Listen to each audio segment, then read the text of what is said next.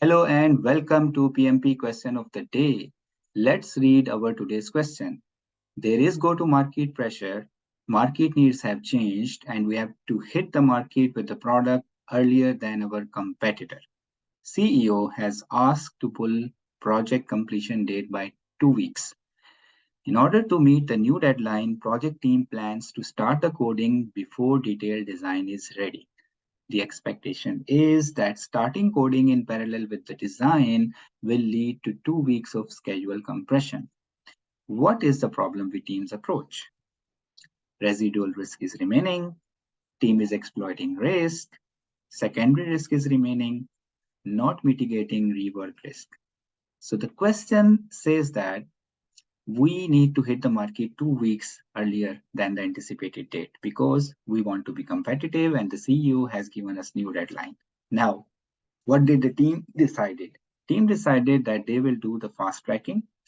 They will take two phases in parallel, like design and the coding. Now, this will reduce the duration of the project by required number of weeks, 2 weeks. So what's the problem with the team approach? Is it residual risk is remaining? Residual risk is a risk which is a leftover risk. So you have done the mitigation, however, some risk is still remaining.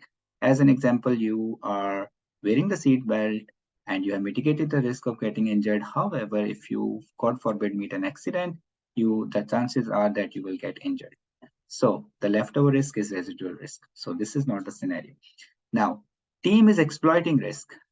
Exploiting an opportunity is when you want the risk or opportunity to certainly happen and you want to reduce the uncertainty around it. So you want to make it certain. So you want to make it 100% happen.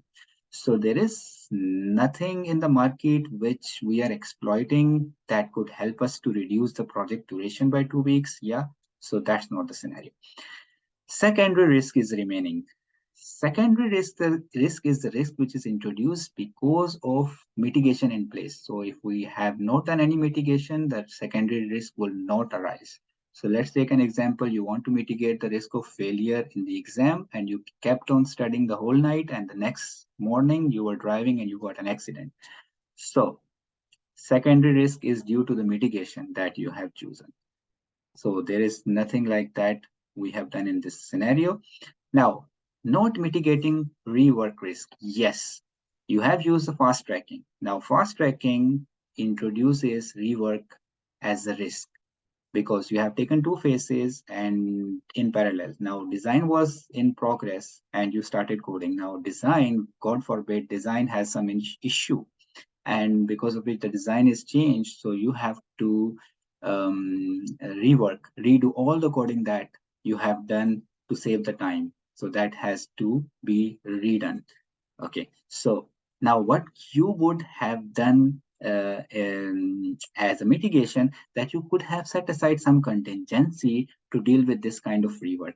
So the problem with the team's approach is that they have not mitigated the rework risk. So they have not set aside some contingency 1 day, 2 day, 3 day, 4 days to, in case that the rework is required, so they could have used those number of days and still they could have taken the benefits of the fast tracking. All right, I hope you have enjoyed today's question and I will keep bringing such questions to make your concepts around PMP exam good and solid. And I wish you good luck in PMP exam preparation. If you like my question and answer series, please do share the word with everybody and I'll see you with an interesting question in the next meeting.